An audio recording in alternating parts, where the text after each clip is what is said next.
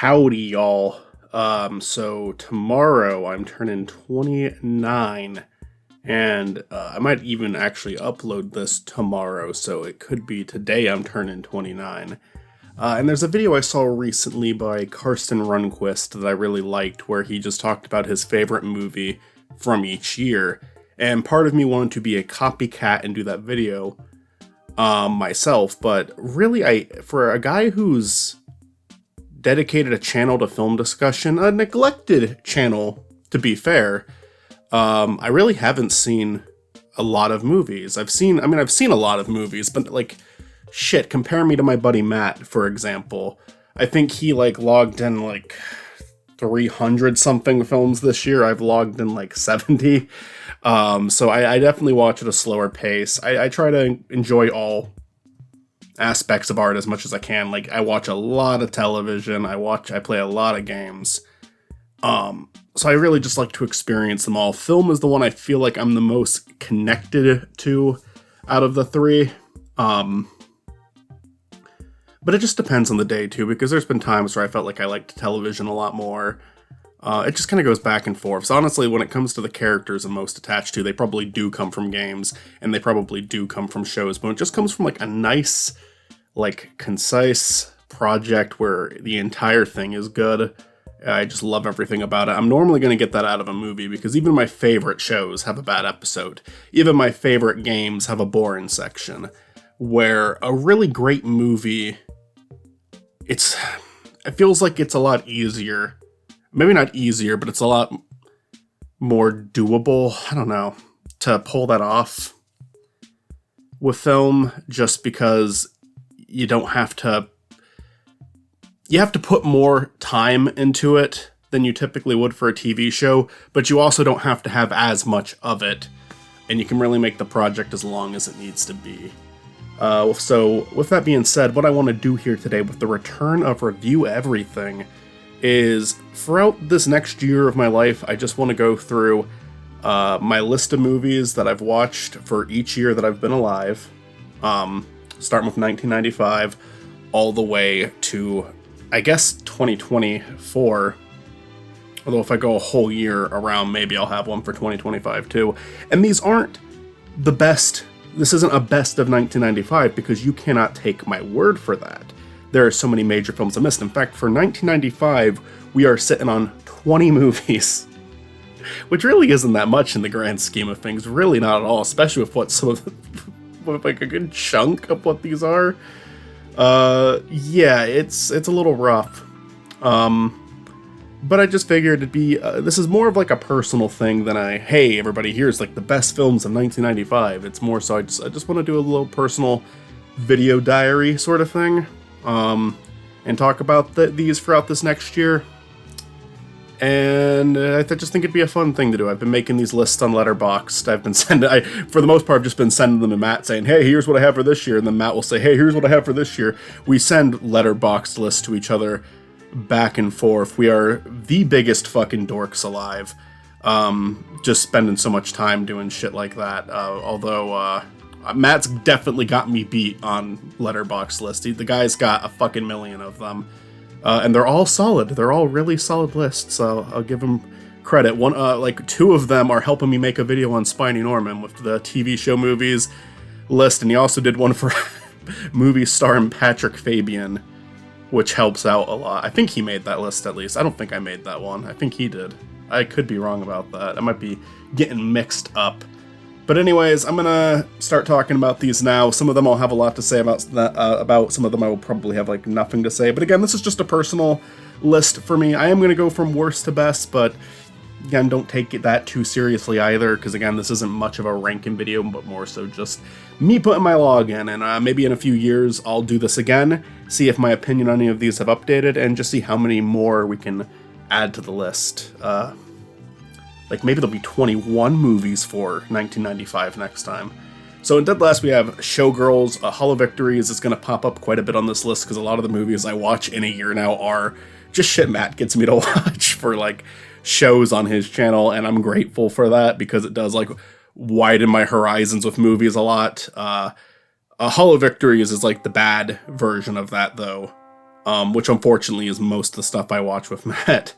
Honest to God, I'm looking at this list right now. Several of these like early entries are Hall of Victory. Showgirls, I think, is a movie that isn't like poorly made. There's some interest in sets. There's some interest in shots.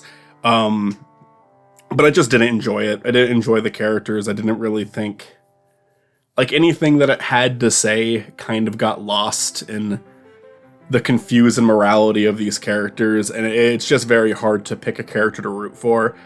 And sometimes you don't need that. Sometimes you can just enjoy a movie about awful people. I've definitely enjoyed movies about awful people, but nothing with this one really clicked with me. I just really didn't care for it. And that's all I've got to say about that one. Whole podcast on it with Matt. That was actually a live action episode. It was like the first time me and Matt met in person. So check out Matt's channel for the Showgirls episode. It went up against a movie called Striptease. Next up, another Hall of Victories movie, Waterworld. Boring for the most part, kind of too long. Don't really like the main character that much. I think he's kind of got confused in motivation. I think he kind of does things that could be seen as like way too aggressive, or maybe even in some cases unforgivable, while it's still just trying to paint him as like this cold person who does have a secret heart. It's like they made him way too much of a dick for that to work. What I will give this movie a lot of credit for is the sets are fucking awesome. Like, it looks outstanding. Yeah, like some of the things that they pulled off for this movie and the fucking challenges that came with what they wanted to pull off, where they really wanted to make a practical version of this world that where everything has to like be over water. It's like, does not seem like it was an easy thing to do. I remember in the Hall of Victories episode, because this one got paired with, I want to say it was like a sci-fi. I forget the name of it actually, or was that paired with? What the fuck was Waterworld paired with? Actually, I think I'm getting mixed up here. I forget what Waterworld got paired with, but I'm sure I'll remember right after this recording. There was one scene near the end that made me laugh hysterically, and it was intentional. It was intentionally funny, where there's this guy who basically lives like in this underground like tube, like this oil tube. And he has like a very miserable life, just a very miserable existence. And at one point, like a flaming torch or something like that is fallen down there, and you see like the flames in his goggles for a second. He says, "Oh, thank God." And it's like such a mean-spirited but funny joke. The delivery is great, the shot's great. There's things to appreciate about this movie. In fact, I actually see a couple things on here that are ranked higher than this one that, you know, this is why I'm saying don't take the ranking too seriously, because already I'm kind of like, no, this should be ranked higher than some of these. For example, next up we have Pocahontas, a movie that bored the hell out of me as a kid. And I've only heard like more and more things wrong with it as I got older and understood the context of what they're pulling from to tell this story. So yeah, I'm Waterworld's better than Pocahontas. I'm willing to put this one. I'll update this list. I'll put this one right next to Showgirls. I'll give it points above Showgirls for having good animation, and Colors of the Wind is still a song I really enjoy. Next up we have Napoleon. I'm gonna hold off on this one. Waterworld's better than Napoleon 2. Napoleon's just like a kid's movie. It's like for little kids, you know. I do have something to say about it, but I want to wait until we get to another film that was released the same year that I received on the same day when I was a kid. Next up, we have the Casper the Friendly Ghost live-action movie. I remember liking this fine as a kid. It's an innocent movie, but it's not one that I could really comment on too much today because I don't remember most of it. I liked Casper when I was a kid, though. I don't remember the live-action movie representing it poorly. Maybe they did, maybe they didn't, but fond enough memories to say it's better than Showgirls, at least. A Fistful of Fingers, the first Edgar Wright movie ever made. I think that it's interesting to watch his first film. I think as like a little kind of college film feeling project. It's fun. It has its moments. I definitely got some really hard laughs watching it with friends for like the first 30 minutes. But I do think it kind of, the pacing kind of comes to a halt. Definitely was laughing a lot less during the second half, was definitely ready for it to be over once it was, but for a first film, it's pretty enjoyable, and like the jump in quality from this to Shaun of the Dead is like unbelievable. Granted, it's a pretty lengthy gap. I think Shaun of the Dead was 2004, this was 1995, so yeah, it took a while to get the next movie made, but this was a fun one. I enjoy aspects of it. Balto, I watched Balto so many times as a kid. So many fucking times as a kid. And I barely remember a thing about it. There's home videos of me watching this movie where you can just hear it in the background. Like, I don't know how I watched something so many times and so little of it has stuck with me. So this is another one where the ranking on the list is kind of confusing, I guess. But yeah, I don't know. It's animated well at the very least. And it meant something to me when I was a kid. So sure, I guess it can be up this high. Tommy Boy. Tommy Boy was a comedy that was just on one night. A cousin put it on while they were staying over, and I watched the whole thing, and I thought it was as average as a comedy that you can possibly get. I did get some laughs from it. The story is one that's been told a million times. In fact, I actually think there's a similar movie to it later on this list that I just think executes the jokes better. But it's fine. It's nothing special, I don't think. I know that it's Chris Farley, and, I think Chris Farley was really funny. I definitely have a lot of respect for that man, but I just don't think Tommy Boy is anything amazing, although it's probably one of his most popular things. I prefer the sketch comedy, though, for sure. Batman Forever was a recent Hall of Victories. That's another one you can watch on Matt's channel. It's kind of fun. It's kind of campy. It's kind of stupid. There's good sets. There's some cool shots. But I think Jim Carrey as the Riddler was honestly a pretty good choice. He's pretty fun to watch in this. But yeah, I mean, honestly, it's funny when it comes to those old Batman movies. I don't remember if I ever watched the first one or not. I don't think I did.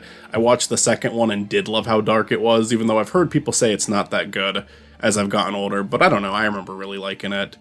Batman and Robin is so bad it's good. Batman Forever, kind of like same territory as Batman and Robin. It's so bad it's good, but I do think it is overall it's a better made movie. There's ironic enjoyment for it, but there's a little bit of sincere enjoyment too. Granted, I don't even think the set design on Batman and Robin is bad, but honest to God, it's probably just a lot of leftover stuff.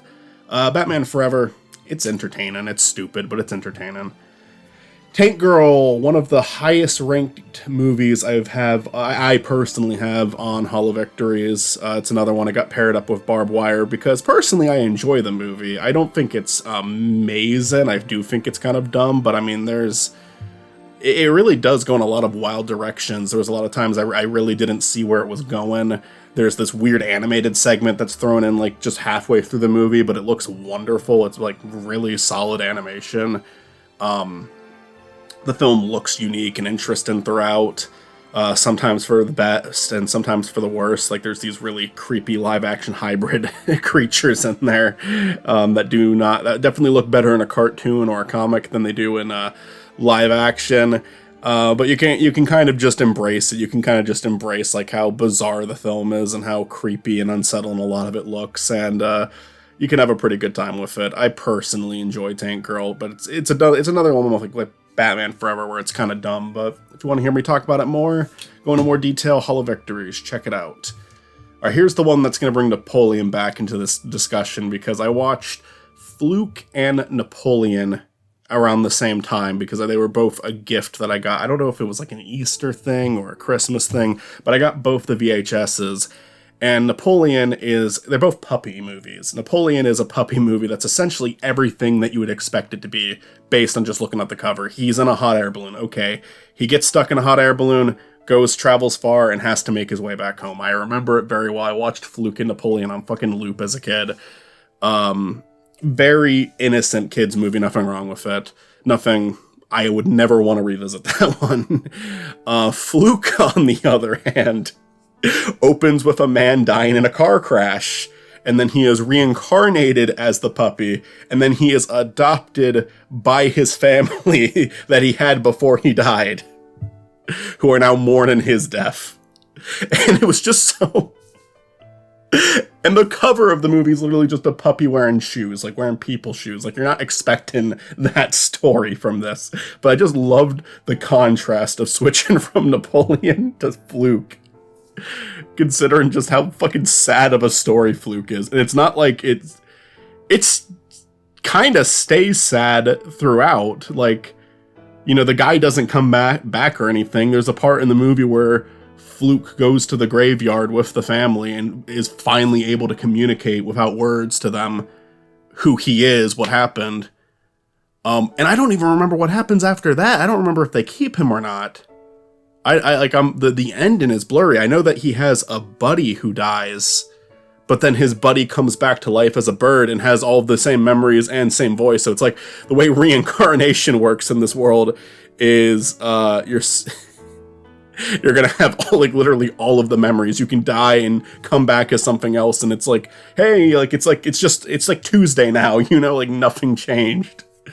Fluke is kind of a wild movie that I'd like to revisit just because of how like weirdly dark it is for like one of those puppy movies. But yeah, I just wanted to talk about that with Napoleon because the contrast is kind of amazing.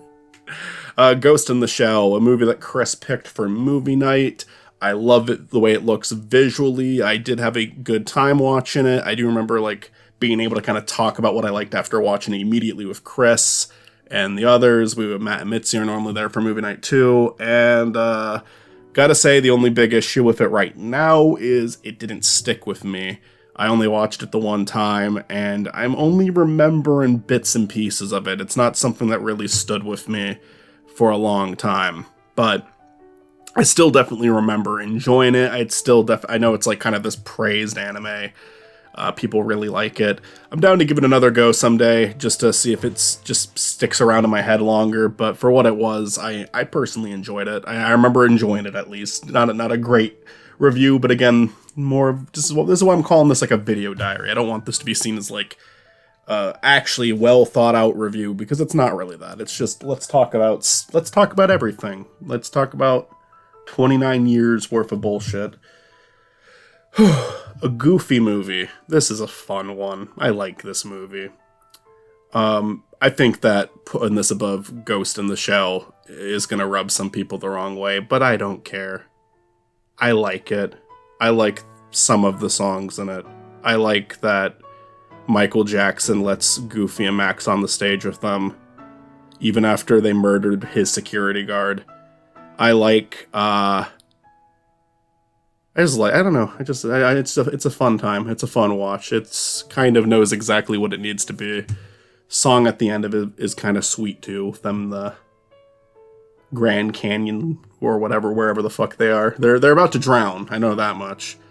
Billy Madison. This is what I was kind of comparing to Tommy Boy. It's different. It's just kind of like rich, spoiled kid who's like still a man-child as an adult, like kind of has to grow up a little bit, has to take some responsibility, and there's like this other mean businessman character that's like the antagonist. Billy Madison, I think, is genuinely a great comedy. I've heard some people talk it down as years have gone by. I still think it's very solid. I think it is one of the better Sandler comedies. There's some parts that I don't think work that well, like he sees like a giant penguin because he's drunk. Like, alcohol doesn't make you hallucinate.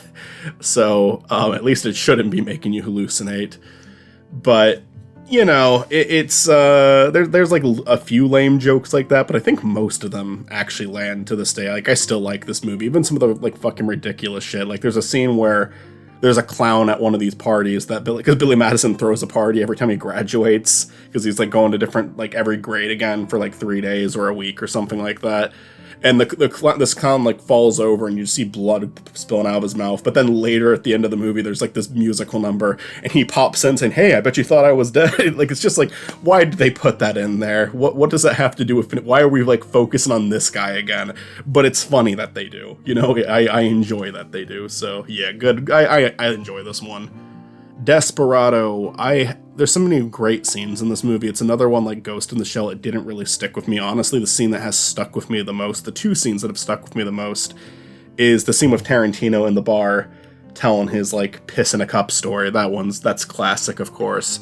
But then aside from that, it's just the ending scene, which I think kind of comes like a bit out of nowhere. It's like bringing in characters at the last second and who weren't really part of the movie prior to that. It's okay. I just felt like, I don't know, people really love this one. And I remember even when I watched it for the first time, there was things that weren't quite clicking with me. But as a whole, I do remember it being like a really good time and a really well shot and fun film. I'd like to give it another go. I feel confident in ranking it above stuff like Billy Madison and a Goofy Movie because I do remember in the moment I was watching it, I was really invested. I was really enjoying it. It just didn't quite stick with me the same way those other two did. But I've watched those other two so many more times. Desperado I've watched once. I have Jumanji above Desperado, and to quote my friend Matt, I know I bring up Matt a ton in this. I'm going to bring up Matt in like a lot of these because like a lot of these are movies that Matt got me to watch. We're not even done with the movies here that Matt got me to watch. But Matt said like Jumanji being ranked higher than Desperado screams I haven't seen Jumanji since I was 10, and it has been a while. I've definitely seen it. I've seen it as an adult. I know I saw it as an adult.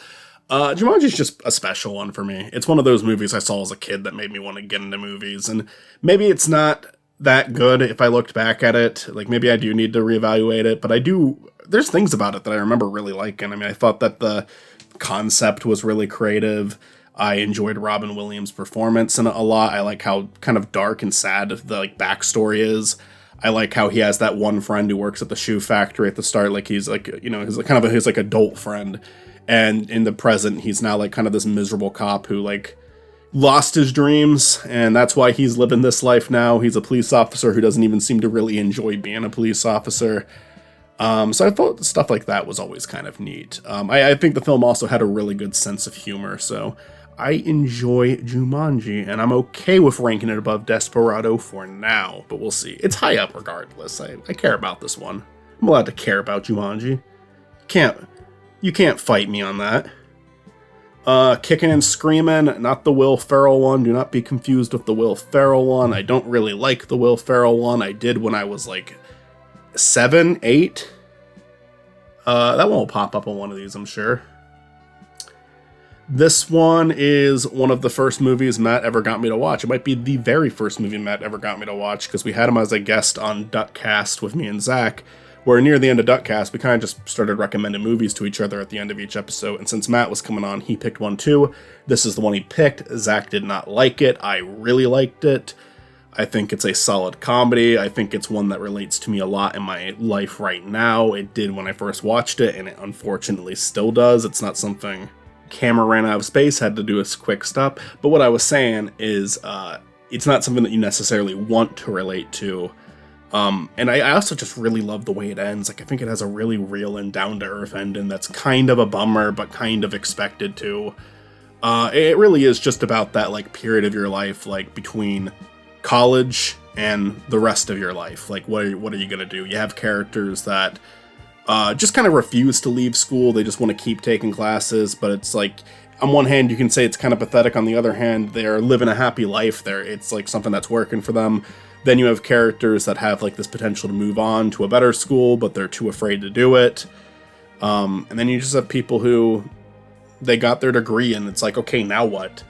And I thought it was a very relatable movie. It connected with me at a pretty, like, you know, confusing time of my life. And I think to some extent it still does connect with me because they, like I said, all of the characters are going through kind of a different part of this, like, you know, essentially as part of growing up. I mean, that's kind of what the title means is, you know, kicking and screaming, just trying to avoid anything, doing anything to avoid the future, doing anything to avoid like this massive change in your life. And I think I relate to it still. I just think I relate to different characters now.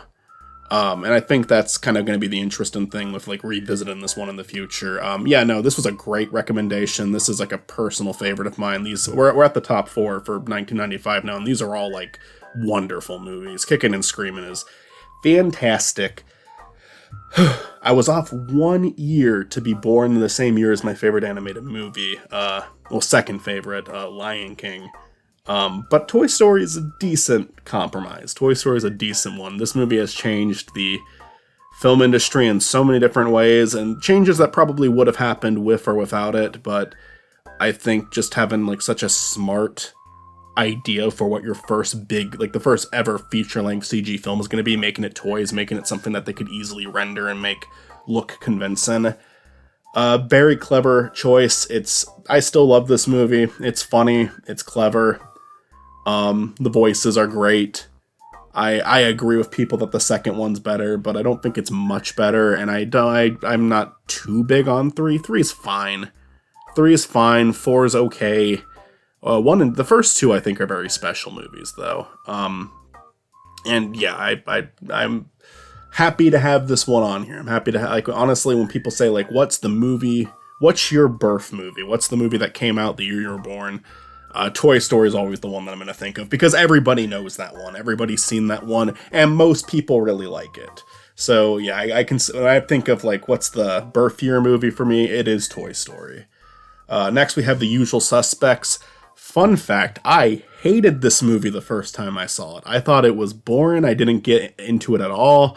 And then there was this big twist at the end, and I was like, okay, I don't give a shit about that. And then it was funny because I had to watch it because I was part of this film study class, and I was just so lazy that semester of college that I stopped showing up to the film appreciation class, which is literally all I had to do was show up, watch a movie, enjoy, and write about it. That's all I had to do, and I fucking like dropped out of it because I just kept not showing up for it. So I took it again the next year, and I didn't do that at all. Like, I did it properly, enjoyed the movies, enjoyed the discussion, but she did not rotate her films. She played the exact same ones from the year before, so I was stuck watching this, like, weird vampire movie again. I was stuck watching this documentary I didn't care about again. And then we made it back to The Usual Suspects, and I was like, Jesus Christ, I can't watch these again. And I'm like, here's another one I don't like.